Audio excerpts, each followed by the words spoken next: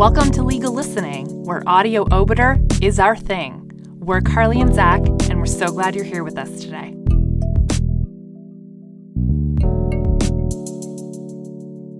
Today we're bringing you a special bonus episode, brought to you in collaboration with the folks over at the Legal Writers Collective. Go on and check them out on our website or at legalwriterscollective.com. Hope you enjoy. The Queen and Alexis. Heard November 18th, 2019. On appeal from the convictions entered by Justice Joseph M. Fregomeni of the Superior Court of Justice, sitting with a jury on March 13th, 2015, and from the sentence imposed on September 23rd, 2015. On April 16th, 2011, two masked assailants attempted an armed robbery of a poker tournament at a banquet hall in Brampton. Just before the tournament was to begin, one of the assailants stormed into the hall, demanded the tournament registration money, and struck the tournament organizer on the head with a handgun.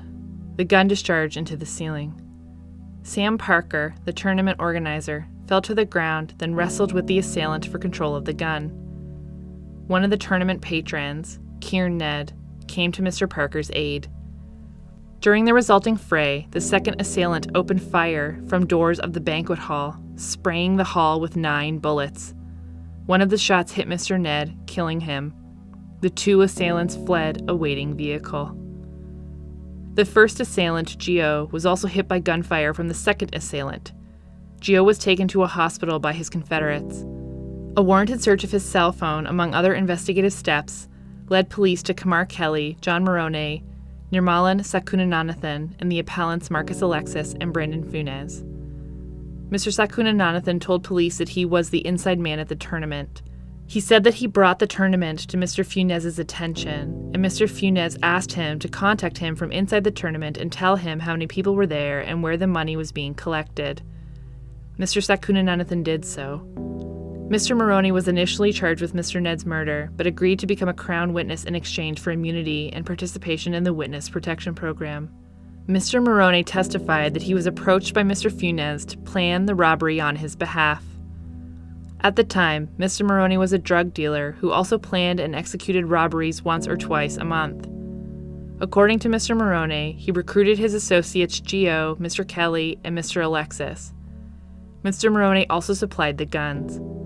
On Mr. Morone's account, Gio was to run in and grab the money, Mr. Alexis would control the situation using a firearm, and Mr. Kelly would be the getaway driver. Neither Mr. Morone nor Mr. Funes would be present at the scene of the robbery. Mr. Morone told the police that the two masked assailants were Gio and Mr. Alexis, and furthermore that Mr. Alexis had confided to him that he was the assailant who opened fire at the banquet hall. Mr. Alexis and Mr. Funes were jointly tried before a jury. Mr. Alexis was convicted of first-degree murder, and Mr. Funes was convicted of manslaughter. A. Issues on appeal.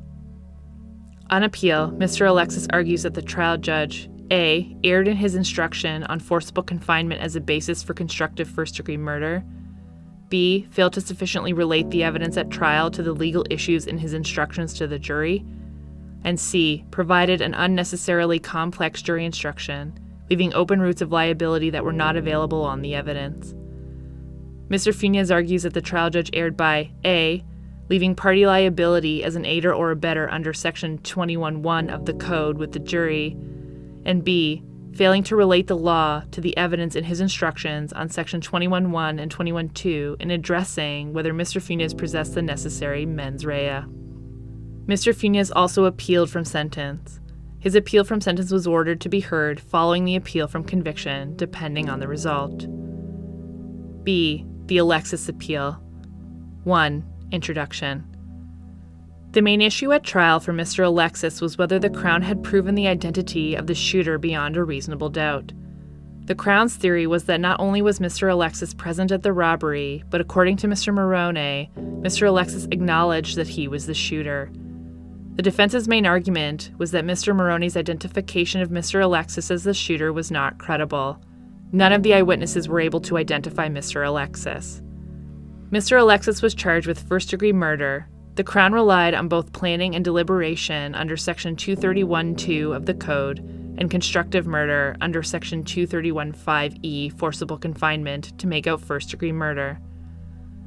Mr. Alexis argues that the trial judge's charge on the requisite link between the forcible confinement and the murder was inadequate, that the trial judge failed to adequately relate the evidence to the legal issues, and that the trial judge gave a charge that was overly complex.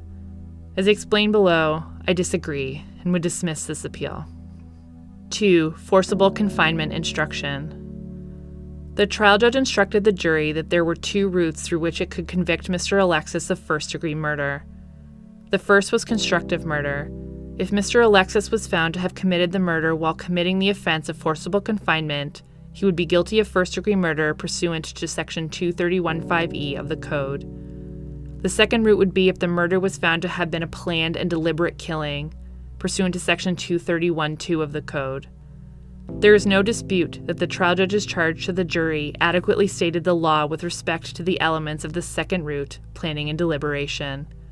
But Mr. Alexis argues that the charge did not adequately explain the necessary conceptual link between the murder and the forcible confinement for the first route, constructive first-degree murder, and risked leaving the jury with a misunderstanding of what was required for a conviction on that basis. Mr. Alexis did not argue that the trial judge misstated the law with respect to constructive murder. He submits that the charge was nevertheless incomplete.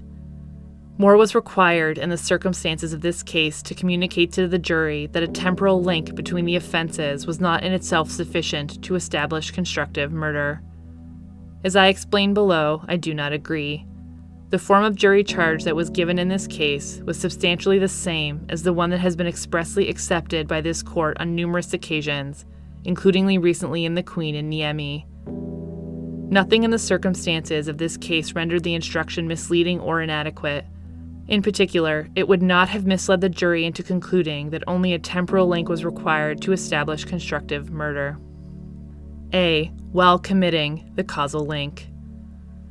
Section 231(a) of the Code deems culpable homicide to be first-degree murder when the death is caused while committing or attempting to commit an enumerated offense, in this case, forcible confinement. The rationale for this elevation of culpability was expressed in the Queen and Pare as, quote, the offender's continuing legal domination of the victim, which gives continuity to the sequence of events culminating in the murder, end quote. The victim, who has been dominated in the commission of the predicate offense, need not be the same victim who was murdered. See the Queen and Russell. The salient phrase in Section 231(5), quote, while committing, has received extensive judicial commentary. This phrase has been interpreted as imposing the requirement that the murder and the predicate offense be distinct, yet part of, quote, the same series of events, end quote, from the Queen and Kimberly. The two offenses must be linked together in circumstances that make the entire course of conduct a single transaction, from the Queen and Pritchard. A temporal link is not sufficient. It is not enough that the two offenses be committed in succession. There must also be a causal link between the two offenses. This link may be established in various ways. One way is where the offense was committed to facilitate the other, whether the predicate offense facilitated the commission of the murder or the murder facilitated the commission of the predicate offense. Similarly, the causal link may be established where each offense was committed to facilitate some third offense, where the offenses taken together can aptly be described as a single transaction. B. The jury charge. The relevant portion of the jury charge reads as follows. Quote, in order for Marcus Alexis to be guilty of first-degree murder, Crown Counsel must also prove beyond a reasonable doubt that Marcus Alexis murdered Kieran Ned while he was committing the offense of unlawful confinement. This does not mean that the murder and the unlawful confinement have to have happened at the exact same time, the same moment, but it does mean that the murder and the unlawful confinement must be closely connected to one another in the sense that they must be part of the same series of events. They must both be part of a single ongoing transaction. And again, to answer this question, you have to consider the entire course of conduct of Marcus Alexis's conduct. Look at the whole series of events that took place at the time of the shooting, the confinement, all of the witnesses you heard with respect to what was happening at the banquet hall. Look at the whole series of events. The evidence may show that the murder and the unlawful confinement were all part of a continuous series of events that was really a single ongoing transaction. On the other hand, the evidence may indicate otherwise. It is for you to say. Use your good common sense. If you are satisfied beyond a reasonable doubt that the unlawful confinement and the murder of Kieran Ned were part of the same series of events, you must find Marcus Alexis guilty of first-degree murder in this basis of liability." End quote. It is readily apparent that the trial judge followed Watt's Manual of Criminal Jury Instructions, which recommends the use of the following language in explaining the meaning of while committing. Quote, "Were the attempt to commit, specify offense listed, and the murder of person part of the same series of events? In order for accused to be guilty of first-degree murder, Crown Counsel must also prove beyond a reasonable doubt that person murdered victim while they were committing or attempting to commit the offense of blank. This does not mean that the murder and the attempt to commit have to happen exactly at the same moment, but it does mean that they must be closely connected to one another in the sense that they must be part of the same series of events. They must be part of a single ongoing transaction." To answer this question, you have to consider the entire course of the accused's conduct. Look at the whole series of events in order to decide whether you are satisfied beyond a reasonable doubt that the murder and the offense were part of a continuous series of events that was a single ongoing transaction.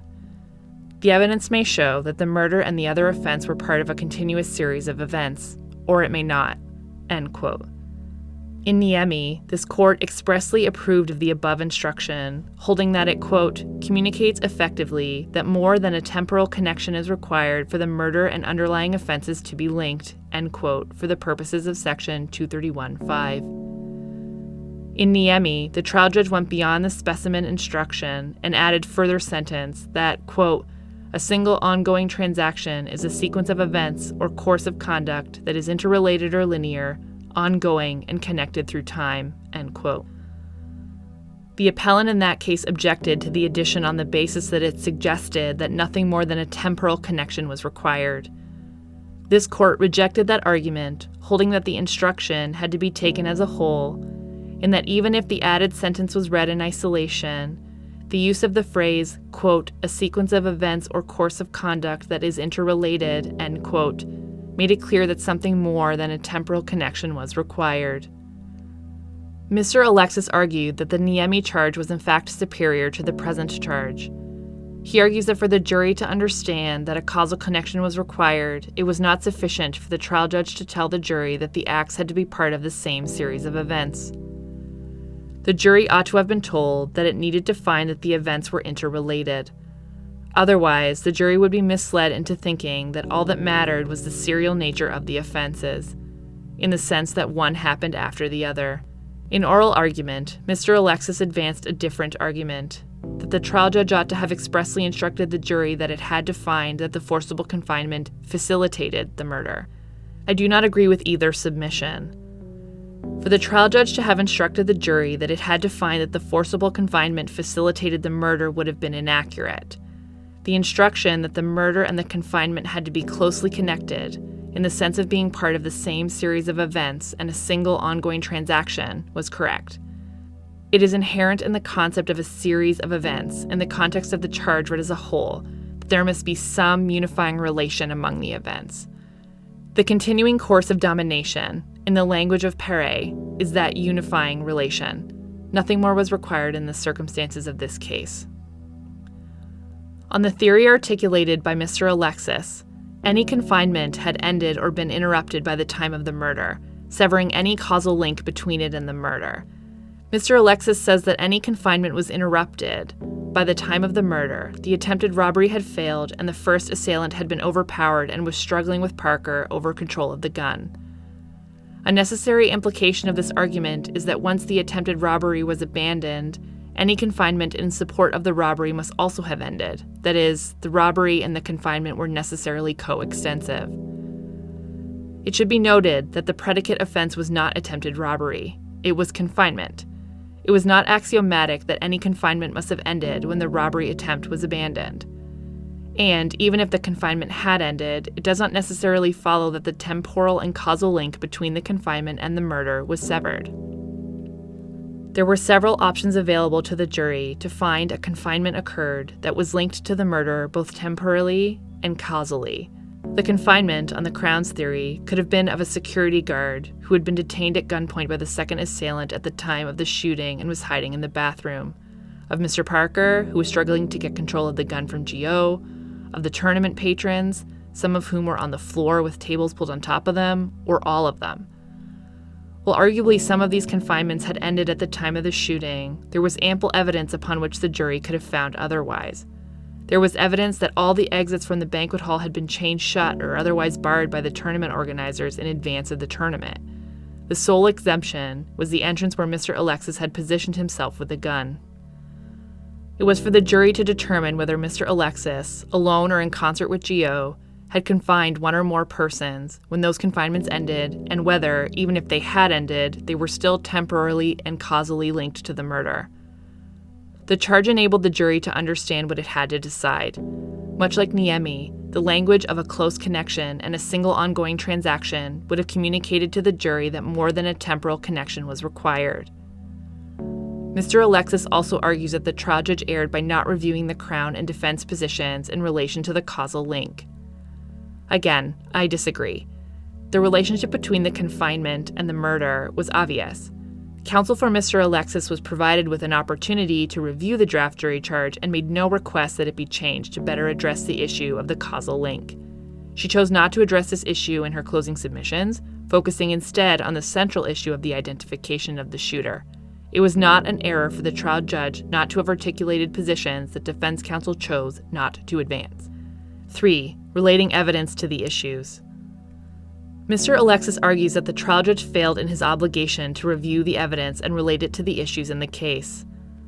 Although the trial judge reviewed the evidence, Mr. Alexis argues that it was the type of seriatim, witness-by-witness summary that this court has frequently criticized as ineffectual, because it fails to equip the jury to understand how the evidence relates to the issues and to the parties' positions on those issues. See the Queen and Newton. For example, Mr. Alexis argues that the trial judge ought to have instructed the jury that on the question of identity of the shooter, the primary evidence was that of Mr. Moroni. Because Mr. Moroni was a Vetrovic witness, the trial judge ought to have directed the jury that if it had reasonable doubt about the truthfulness of his evidence, it was required to acquit Mr. Alexis. He ought at the same time to have directed the jury's attention to whether there was eyewitness descriptions of the shooter that corroborated Mr. Moroni's evidence, and by setting out the defense position that Mr. Kelly, Mr. Moroni's cousin, was the actual shooter, and that Mr. Moroni was covering for him by pinning the blame on Mr. Alexis. I would not accept this argument. In my view, the trial judge's charge adequately conveyed to the jury the relationship between the evidence and the issues, particularly in light of the trial judge's detailed Vetrovic warning in respect of Mr. Moroni and his careful review of Mr. Moroni's evidence on cross-exam. There is a wide latitude given to trial judges in organizing and drafting their charges. As Appeal Justice Doherty stated in the Queen and Bouchard, quote, "Evidence can be reviewed in minute detail or more generally by reference to topics or relevant areas of the evidence. Neither type of review is inherently right or wrong. If a trial judge, after full consultation with counsel and with counsel at least tacit approval, settles on one method, it would be a rare case where an appeal would be allowed on the basis that the other method of reviewing the evidence was essential to a proper jury instruction." End quote. Here, there was a substantial amount of evidence that related to multiple accused, each facing a different charge. The trial judge provided an extensive summary of the evidence. In the context of a 4-month trial, this is neither surprising nor inappropriate. The summary was neither unfocused nor disorganized. It followed a structure that the trial judge explained to the jury at the outset. 1, testimony as to the key events, tournament, robbery, and shooting. 2, the evidence of witnesses who saw the 2 men coming and leaving the banquet hall. And 3, the evidence of the 2 key Vetrovic witnesses. The charge, read as a whole, sufficiently related the evidence to the matters in issue. I also note that although defense counsel at trial initially raised this issue in response to an early draft of the charge, after the trial judge made changes to the draft charge, she did not pursue it further. With respect to the evidence of Mr. Moroni, the key witness in the trial judge gave a strong Vetrovic warning. He directed the jury that it would be dangerous to rely on Mr. Moroni's uncorroborated evidence. Mr. Alexis does not argue that the Vetrovic warning was deficient in any way. Later in the charge, the trial judge reviewed the cross-exam of Mr. Maroney in detail. That review served to remind the jury of how thoroughly Mr. Maroney's evidence was challenged on the key issues for Mr. Alexis: the identity of the shooter. It raised the defense theory that Mr. Maroney was covering for Mr. Kelly, the actual shooter. The trial judge reminded the jury of Mr. Maroney's evidence that he loved Mr. Kelly like a brother, as well as his denial in response to counsel's suggestion that Mr. Kelly was the actual shooter. Further, near the conclusion of the charge, in setting out the position of the defense, the trial judge reviewed the differing eyewitness evidence and Mr. Maroney's close relationship with Mr. Kelly. In the circumstances, it would have been clear to the jury that the key issue in the case against Mr. Alexis turned on the evidence of Mr. Maroney. That is, his evidence had been challenged extensively in cross-exam, and that it was essential that they take great care before relying on his evidence. It was open to the trial judge to structure the charge as he did, and the approach does not reflect an error. 4. Unnecessary complex charge. This ground of appeal was not pursued at the hearing. In any event, I would reject it. While the charge could have been more concise, it was not overly complex. 5. Conclusion. I would dismiss the appeal of Mr. Alexis. Part C. Funes Appeal. 1. Introduction. Mr. Funes was not present at the robbery. On the Crown's theory, the poker tournament heist was his project, and he retained Mr. Maroney as a general contractor to plan and oversee it. On the defense theory, Mr. Maroney was the originating and directing mind of the robbery, and Mr. Funes was at most a simple intermediary, forwarding information to Mr. Maroney that he received from Mr. Skatunathan on the tournament floor.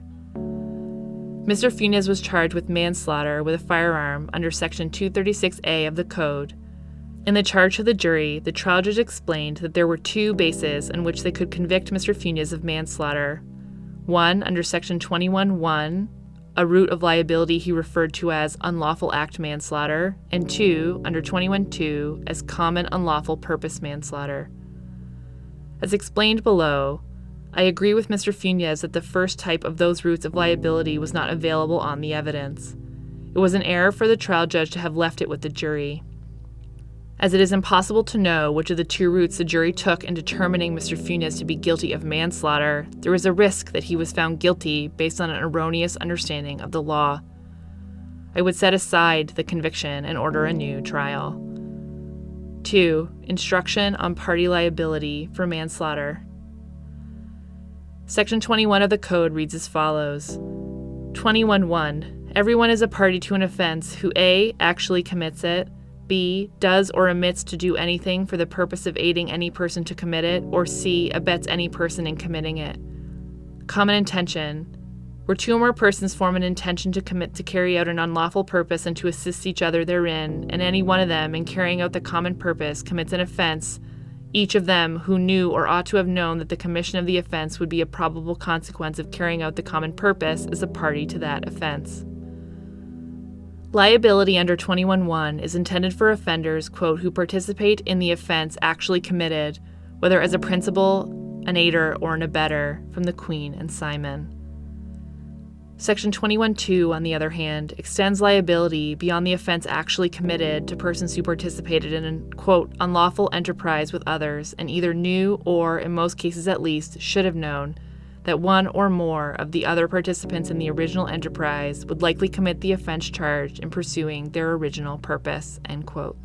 In his instruction to the jury on Section 21(1), the trial judge told the jury that to convict Mr. Funes of manslaughter under this route to liability, they would have to be convinced beyond a reasonable doubt that A. Mr. Funes had participated in an unlawful act, the planning, organizing, and implementation of the armed robbery as a perpetrator, aider, or abettor.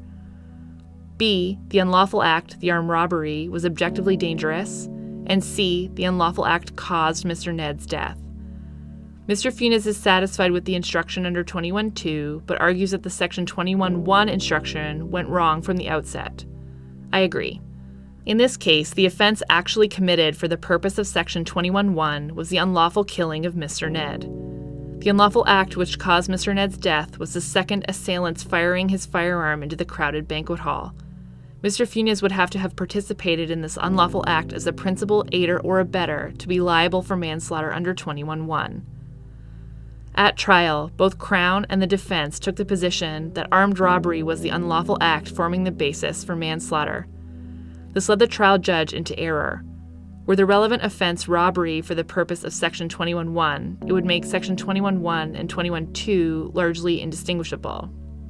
In the Queen and Kelly, a case involving a party to the same robbery as this case, Appeal Justice Doherty concluded that the accused liability for manslaughter flowed exclusively from Section 21-2. This reasoning applies equally here. The respondent submits that the court should be reluctant to take too much from the decision in Kelly because the accused in that case played a different role in the robbery and the evidence heard in each case was different. In my view, the difference between the accused and the evidence does not affect the applicability of the principles of party liability set out in that case by Appeal Justice Doherty. The respondents point to three aspects of the evidence to argue that the jury could have concluded that Mr. Funes assisted the assailants in harming the victims of the robbery. 1. Mr. Funes must have known that they would need force to commit the robbery. 2. Mr. Funes retained Mr. Morone, who had a reputation for armed robbery. And 3. Mr. Funes took various steps to facilitate the robbery. In my view, all of these factors speak to Mr. Funes' participation in the robbery and his knowledge or foresight about the potential consequences of the robbery. This is relevant under 21-2. Whether Mr. Funes knew or ought to have known that bodily harm was the probable consequence of carrying out the robbery. But in this case, this evidence does not speak to whether Mr. Funes, quote, did anything for the purpose of aiding the robbers and harming any of the victims of the robbery, end quote, from Kelly. There is no evidence, for example, that Mr. Funes had any role in procuring the firearms or providing them to the two assailants.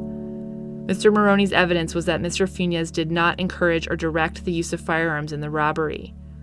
He testified that Mr. Funes was not involved in the detailed planning of the robbery and that they did not discuss the use of firearms. And Mr. Funes was not present for the robbery to assist the assailants in harming the victims. As in Kelly, Mr. Funes' role in planning and executing the robbery could not make him an aider in the homicide that occurred during the robbery. The respondent also relies on Mr. Funes' actions after the robbery, such as participating in the cleanup, and says that this evidence, quote, was capable of supporting a reasonable inference of his knowledge and intent before the robbery, end quote. I accept that this was circumstantial evidence going to Mr. Funes' knowledge, and therefore relevant under 21-2, but in the absence of any evidence that he did anything for the purpose of aiding the robbers and harming the victim, it cannot, on its own, support liability under Section 21-1. 3. Prejudice. The Crown argues that there was an overwhelming case for conviction under Section 21-2, and that even if it was an error to leave Section 21-1 available to the jury, no harm was done, and this court ought to apply the curative proviso under Section 686(1)(b)(3) of the Code. Whatever the strength of the case under Section 21-2, it cannot be said that there was no prejudice to Mr. Funes in leaving Section 21-1 available. First, we cannot know which of the two possible routes to liability the jury took. There is a possibility that Mr. Funes was found guilty under a section of the Code that could not apply to his actions, and not found guilty under a section that could. Second, the level of mens rea required for a conviction for aiding in an offense under 21-1, as explained to the jury in this case by the trial judge, is less than what is required for a conviction under Section 21-2. Section 21-2 contains an additional requirement that the Crown establish that the accused had the objective foresight that his confederate would commit the secondary offense in the course of carrying out the common purpose. By contrast, the trial judge told the jury that under Section 21-1, all they had to find was that Mr. Funes participated in planning or carrying out the robbery, that robbery was objectively dangerous, and that the robbery caused Mr. Ned's death. Accordingly, in this case, Section 21-1 presented an easier route to conviction than Section 21-2, which compounds the potential prejudice to Mr. Funes on the erroneous charge. This is sufficient to allow the appeal and order a new trial. It is unnecessary to address Mr. Funes' further grounds of appeal. Mr. Funes' appeal from sentence is, as a result, moot. Part D. Disposition. I would dismiss the appeal of Mr. Alexis. I would allow the conviction appeal of Mr. Funes, set aside the conviction, and order a new trial.